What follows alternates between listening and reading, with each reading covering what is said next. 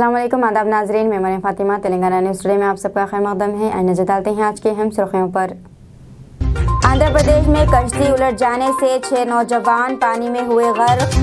पंजाब की जेल में gang war, गुलकार Sidhu Moosewala के 2 कातिल गैंग वॉर में गए मारे। तेलंगाना के जिले नलगुंडा में लड़का और लड़की की नाशें दरख्त से लटकी हुई गई पाए। हैदराबाद के पुराने शहर में पार्क की हुई गाड़ियों को आग लगा देने का वाक़या पेश आया। तेलंगाना के जिले नलगुंडा में लड़का और लड़की की नाशें दरख्त से लटकी हुई पाई गई। तेलंगाना के नलगुंडा जिले में एक दरख्त से लड़का और लड़की की नाशें लटकी पाई गई, जिससे समझा जाता है कि आशिक और माशूका ने दरख्त से लटक कर इज्तिमाई तौर पर फांसी लेकर खुदकुशी कर ली। ये वाक़ा जिले नलगुंडा में नागार्जुना सागर प्रोजेक्ट के करीब पेश आया। इन दोनों नाशों की शनाख्त नहीं हो सकी। ये नाशें एक दरख्त से लटकी हुई पाई गई हैं। करीब में कीड़े मार दवा की बोतल भी देखी गई। समझा जाता है कि मोहब्बत में नाकामी की वजह से इन दोनों ने ये इंतहाई इक़दाम किया। वहाँ करीब में एक बाइक भी पाई गई है। पुलिस ने मुकदमा दर्ज करते हुए नाशों को पोस्टमार्टम के लिए अस्पताल मुंतकिल कर दिया और इन दोनों की शनाख्त की कोशिश की जा रही है। पंजाब के जेल में गैंग वॉर, गुलकार सिद्धू मूसेवाला के 2 कातिल गैंग वॉर में मारे गए। पंजाब की गोंदवाल साहब जेल में गैंग वॉर का वाक़या पेश आया है, जिसमें अनजाने गुलकार सिद्धू मूसेवाला के कत्ल केस के 2 मुलज़िमीन तसादुम में मारे गए। Senior superintendent of police Gurmeet Singh Chauhan ने बताया है कि तरन तारान जिले की गोंदवाल साहब सेंट्रल जेल में गैंग वॉर में 2 कैदी हलाक और 1 जख्मी हुआ है। बताया जाता है कि तीनों का ताल्लुक एक ही बिरादरी से है। मरने वालों की शिनाख्त बटाला के मनदीप सिंह उर्फ तूफान और बडाडाला के रहने वाले मनमोहन सिंह उर्फ मोहना के तौर पर हुई है। एक और कैदी केशु जो गैंग वॉर में जख्मी हुआ, इसे अस्पताल ले जाया गया है। उन्होंने कहा है कि कैदियों के दरमियान लड़ाई हुई और कुछ ही देर बाद हालात काबू से बाहर हो गए। बताया जाता है कि ज़्यादा से ज़्यादा सिक्योरिटी वाली जेल में गैंग वॉर के दौरान लोहे की सलाखों और बर्तनों का इस्तेमाल किया जाता था। सिद्धू मूसेवाला के नाम से मशहूर शोभदीप सिंह सिद्धू को गुज़िश्ता साल 29 मई को मानसा जिले में कत्ल कर दिया गया था। इस मामले में मनदीप सिंह, मोहना और केशु को गिरफ्तार किया गया था और तीनों मुलज़िमीन जेल में मुक़िद थे। मौजूद ने सर की मामला सारा सामने आया है। ਇਹ ਮਾਮਲਾ ਗੋਇੰਦਵਾਲ ਜੇਲ੍ਹ ਦੇ ਵਿੱਚ 2 ਗਰੁੱਪਾਂ ਦੀ ਆਪਸ 'ਚ ਲੜਾਈ ਹੋਈ ਹੈ, ਜਿਹੜੀ ਪੁਰਾਣੀ ਚੱਲਦੀ ਆ ਰਹੀ ਹੈ। ਇਹ ਲਾਰੈਂਸ ਬਿਸ਼ਨੋਈ ਤੇ ਜੱਗੂ ਭਗਵਾਨਪੁਰੀ ਗਰੁੱਪ ਇਹਨਾਂ ਦੀ ਪੁਰਾਣੀ ਚੱਲਦੀ ਹੈ। ਪੁਰਾਣੀ ਤੋਂ ਬਹਾਨਾ ਬਣਾ ਕੇ ਲੜੇ ਆ। ਪੁਰਾਣੀ ਇਹਨਾਂ ਦੀ ਆਪਸ 'ਚ ਲਾਗੜਾਟ ਚੱਲਦੀ ਆ ਰਹੀ ਹੈ। ਜੇਲ੍ਹ ਸੁਪਰਡੈਂਟ ਨੂੰ ਕਿਹਾ ਗਿਆ ਸਾਡਾ ਜਿਹੜੇ ਬੈਰਕ ਚੇਂਜ ਕਰ ਦੇਣ, ਕਿਉਂ ਨਹੀਂ ਕੀਤੀ ਗਈ ਉਸ ਨੂੰ? ਇਸ ਬਾਰੇ ਜੇਲ੍ਹ ਸੁਪਰਡੈਂਟ ਸਾਹਿਬ ਦੱਸ ਸਕਦਾ। 40 ਜਣੇ ਕਹਿੰਦੇ ਆ ਕਿ ਫੱਟੜ ਹੋਏ ਨੇ, ਉਹ ਹੋਰ ਨਹੀਂ, ਫਿਲਹਾਲ 3 ਫੱਟੜ ਹੋਏ ਜਿਹੜੇ ਆਪਾਂ ਇੱਥੇ ਲੈ ਕੇ ਆਏ। ਇੱਕ ਮਨਪ੍ਰੀਤ ਭਾਊ ਹੈ, ਇੱਕ ਅਰਸ਼ਦ ਖਾਨ ਹੈ, ਤੀਸਰਾ ਕੇਸ਼। ਇਹ ਅਲੱਗ-ਅਲੱਗ ਇਹਨਾਂ ਦੇ ਬਹੁਤ ਮਲਟੀਪਲ ਕਾਫੀ ਮੁਕੱਦਮੇ ਸ਼ਾਇਦ ਇੱਕ ਬੰਦਾ ਹੈਗਾ ਵਿੱਚ ਉਹਨਾਂ ਦੇ ਵਿਰੁੱਧ। ਜੇਲ੍ਹ ਦੇ ਵਿੱਚ ਸਰ ਜਿਹੜੇ ਰੌਡਾਂ ਨਾਲ ਕਹਿ ਰਹੇ ਮਾਰਿਆ ਕਰਾਇਆ ਕੀਤੀ, ਉਹ ਕਿੱਥੋਂ ਆਈਆਂ ਉਸ ਚੀਜ਼ਾਂ ਨੂੰ? ਇਹ ਹੁਣ ਇਨਵੈਸਟੀਗੇਸ਼ਨ ਕਰਾਂਗੇ। ਇਨਵੈਸਟੀਗੇਸ਼ਨ ਕਲੀਅਰ ਹੋ ਜਾਊਗਾ ਵੀ ਕਿੱਥੋਂ ਲੈ ਕੇ ਕਿੱਥੋਂ ਪ੍ਰੋਵਾਈਡ ਹੋਈਆਂ ਜਾਂ ਕਿਵੇਂ, ਜੋ ਵੀ ਕਲੀਅਰ ਹੋ ਜਾਊਗਾ। ਲੜ ਰਹੇ ਸੀ ਉਸ ਵੇਲੇ ਪੁਲਿਸ ਕਿੱਥੇ ਸੀ? ਕਿਉਂਕਿ ਇਮੀਡੀਏਟਲੀ ਪੁਲਿਸ ਨੇ ਪਹੁੰਚ ਕੇ ਤਾਂ ਹੀ ਬਚਾ ਲਏ ਜਿੰਨੇ ਬਚ ਗਏ। ਕਿੰਨਾ ਲੜਾਈ ਚੱਲਦੀ ਰਹੀ ਜੇਲ੍ਹ ਦੇ ਵਿੱਚ? ਇਹਦੇ ਬਾਰੇ ਜੇਲ੍ਹ ਪੁਲਿਸ ਕਲੀਅਰ ਦੱਸ ਸਕਦੀ ਹੈ। ਅਸੀਂ ਤਾਂ ਤਸਵੀਰ ਲਾ लें। हैदराबाद के पुराने शहर में पार्क की हुई गाड़ियों को आग लगा देने का वाक़या। हैदराबाद के पुराने शहर में पार्क की हुई गाड़ियों को आग लगा देने का वाक़या पेश आया है। रेन बाजार चमन के करीब वाक़ मोमिन कॉलोनी में इतवार की सुबह की अवलिन सातों में एक नौजवान चेहरे पर मास्क लगाए हुए दाखिल हुआ और इसने वहां पार्क की हुई एक कार और 3 या 4 बाइक से आग लगा दी। आग लगते ही इलाके में सनसनी फैल गई। फौरी तौर पर फायर इंजन को तलब करके आग पर काबू पा लिया गया था। तब तक गाड़ियां जलकर खाकिस्तान हो चुकी थी। पुलिस इस शख्स की तलाश कर रही है जिसने ये हरकत की है और मुख्तलिफ जावियों से इस बात की तहक़ीक़ात की जा रही है कि इसने ऐसी हरकत क्यों की। मेरा नाम मीर हामिद अली है और मैं रैन बाज़ार चमन मुबीन कॉलोनी का रहने वाला हूँ। रात के 4 बजे एक नकाबपोश आदमी आया जो मास्क पहनकर था, मास्क पहन लेके था और मंकी कैप पहन लेके था। उन्हें आगे क्या करा, रात में जो है ना, रात में आके जो है रात में 4:10 के वक्त जो है यहाँ पर आके जो है CBZ एक्सट्रीम की गाड़ी थी, इसको आग लगा के चले गया। आग लगाने की वजह आप लोगों को पता किस तरीके से चला भाई?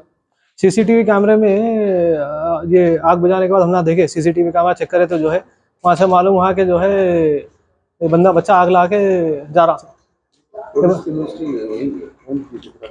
जी फोन करे हम ना, आग ये जैसा आग स्टार्ट नीचे हम ना एक आदमी फ़ोन भी करा PS को और PS वाले आए भी, इन्वेस्टिगेशन और रिपोर्ट केस भी बुक करे इसको।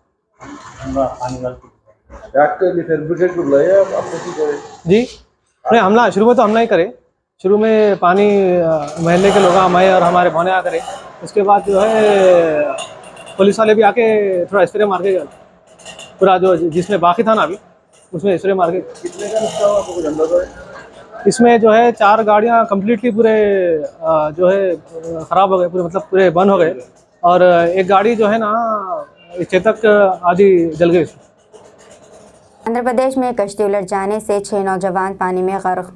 प्रदेश में कश्ती उलट जाने से 6 नौजवान तालाब में गर्क हो गए। 10 नौजवान का एक ग्रुप जिनका ताल्लुक आंध्र प्रदेश के नेल्लूर से है, जिले के तोडेरू में वाक़े तालाब में कश्ती रानी के लिए इतवार को गए थे और इसी दौरान कश्ती उलट गई। इनमें से 6 नौजवान लापता हो गए। नौजवानों की शिनाख्त सुरेंद्र, बालाजी, कल्याण, श्रीनाथ, रघुआ, प्रशांत के तौर पर की गई। बताया जाता है कि ये 6 नौजवान तैराकी से वाकिफ नहीं थे। ग्रुप में शामिल 4 नौजवान रवि, किरण, महेंद्र और महेश तैराकी से वाकिफ थे। महफूज तौर पर साहिल पर पहुंचे में कामयाब रहे। इस तालाब की गहराई 20 फीट है। इतवार की शब ये वाक़या पेश आया। इत्तलात के साथ ही पुलिस ने इस सिलसिले में एक मामला दर्ज कर लिया है और आज दूसरे दिन माहिर गोताखोरों की मदद से नौजवान की नाशी निकाली गई। అత్యంత విషాదకరమైనటువంటి సంఘటన మా గ్రామంలో ఎంత పెద్ద విపత్తు అనేటువంటిది సంభవించినటువంటి సందర్భం ఎన్నడూ లేదు. ఈ విషాద సంఘటన మా కుటుంబంలో జరిగినట్టుగానే భావించాల్సినటువంటి పరిస్థితి. వాళ్ళలో ఒకడు పెళ్ళైనటువంటి పిల్లవాడు, 2 పిల్లలు ఉన్నారు. మిగతా 5 మంది పెళ్లి కానిటువంటి పిల్లలు. చెరువులో ఉండేటువంటి చేపలకు సంబంధించి మేత వేసేదానికి ఉపయోగించేటువంటి ఆ పుట్టి లాంటిది బోటు కూడా కాదు అది. దాని మీద వెళ్ళడం ఆ కుటుంబాలకు ఎందుకు ఇంత తీరని ద్రోహం చేశాడనేటువంటిది అర్థం కానటువంటి పరిస్థితి. పాపం ఎవ్వరికి కూడా రెండో బిడ్డ కూడా లేనటువంటి పరిస్థితి. అందరికీ ఒక్కొక్క కొడుకు మాత్రమే ఉన్నటువంటి కుటుంబాలు, 6 కుటుంబాలు కూడా. बाद के मशहूर डॉक्टर मजहर उद्दीन ने रिवॉल्वर से खुद को गोली मार ली।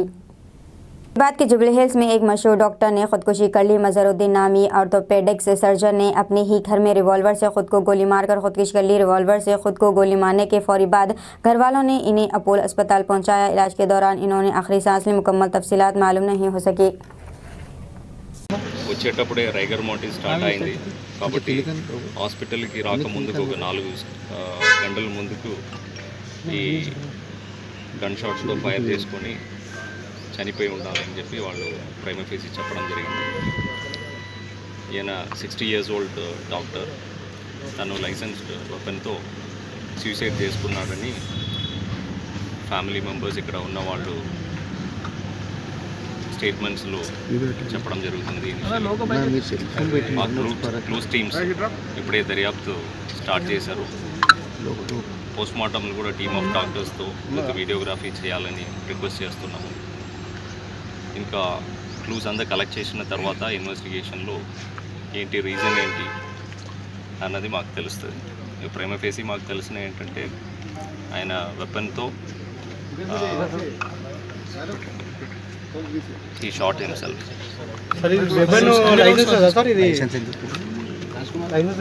లైసెన్స్ ఉంది ఆయనకి. ఇది 2 లైసెన్సులు ఉన్న వెపన్. श्रीनिवास की तबीयत अचानक बिगड़ गई, अस्पताल में शरीक। राज्यसभा व मुत्तहदा आंध्र प्रदेश में कांग्रेस के साबिक सदर PCCD श्रीनिवास की तबीयत अचानक खराब हो गई है, जिस पर इन्हें इलाज के लिए हैदराबाद के बंजारा हिल्स में वाक़ एक प्राइवेट अस्पताल में मुंतकिल किया गया। वो डॉक्टर्स की निगरानी में ज़ेर इलाज है। इनके फर्जंद वो बीजेपी के रुकन पार्लियामेंट डी अरविंद ने इस बात की इत्तला ट्विटर भी दी है। इन्होंने कहा है कि इनके वालिद शदीद बीमार हैं, जिसकी वजह से वो 2 दिनों तक सरकारी प्रोग्रामों में शिरकत नहीं कर सकेंगे, इसीलिए आज और कल के प्रोग्राम मनसूख रहेंगे। तेलंगाना की तश्कील के बाद डी श्रीनिवास अपनी सियासी सरगर्मियों को महदूद कर दिया है। हैदराबाद में कारों के गोदाम में लगी आग। शहर में आते जाते वाक़ात का सिलसिला जारी है, जिसकी वजह से लोगों में खौफ व हिरास की लहर पाई जाती है। ताज़ा तौर पर माधापुर पुलिस स्टेशन के हुदूद में कोंडापुर में कारों के गोदाम में आग लगने का वाक़ा पेश आया। इत्तलात मिलते ही हिमायतपुर के फायर ब्रिगेड के अमले ने फौरी कार्रवाई करते हुए आग पर काबू पा लिया। धुएं के बायस मुकामी लोगों को मुश्किलात का सामना करना पड़ा। करीब 70 लाख रुपए मालियाती नुकसान का अंदाजा लगाया जा रहा है। यह हादसा सुबह की अवलिन सातों में पेश आया, जिसकी वजह से किसी भी तरह के जानी नुकसान या किसी के जख्मी होने की कोई इत्तला नहीं है।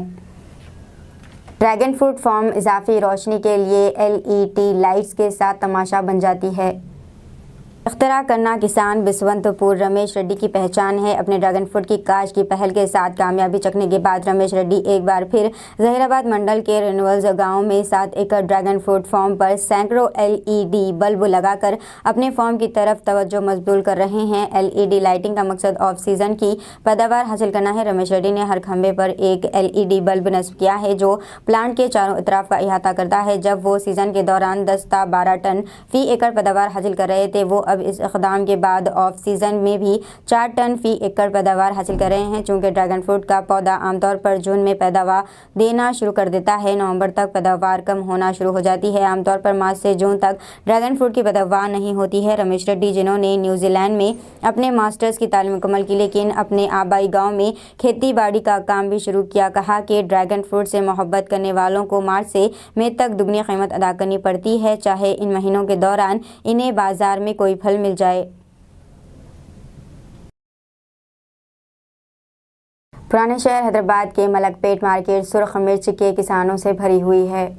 इस साल का वो वक्त है जब मलकपेट में ज़रूरी बाजार तेलंगाना के मुख्तलिफ इलाकों से आने वाली सुर्ख मिर्चियों से भर जाता है। बाजार ताजरों और किसानों से भरा हुआ है जो बड़ी तादाद में सुर्ख मिर्चियों की तिजारत के लिए आते हैं और इस साल कीमतों में 25% से 30% तक इजाफे के साथ मिर्च की पैदावार ने किसानों के चेहरों पर मुस्कुराहट ला दी है। पिछले साल सुर्ख मिर्चें 14,000 रुपये फ़ी कुंटल के हिसाब से फ़रोख्त हुई थी, लेकिन अब ये 18,000 से 20,000 रुपये फ़ी कुंटल के दरमियान कहीं भी फ़रोख्त हो रही हैं।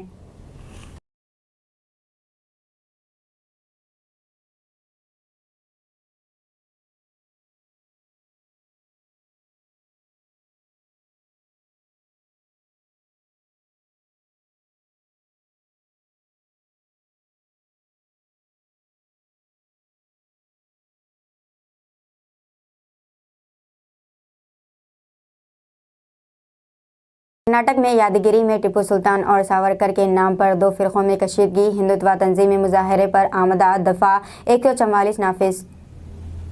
कर्नाटक में एक बार फिर टिप्पू सुल्तान के नाम पर तनाज़ा शुरू हो गया है। मामला रियासत के यादगिरी ज़िले का है जहां एक सर्कल का नाम टिप्पू सुल्तान रखा गया है। इस अमल पर हंगामा शुरू हो गया है और कुछ लोगों ने अपनी शदीद नाराज़गी का इजहार किया है। मुतरज़्ज़िन में हिंदुत्व तंजीमों के लीडरान व कारकुनान शामिल है और इनका मुतालबा है कि इनका नाम बदल कर सावरकर सर्कल रखा जाए। इन्होंने ऐसा ना होने पर मुजाहरा करने की तनबीह भी दी है, जिसके बाद इलाके में कशीदगी वाले हालात पैदा हो गए हैं।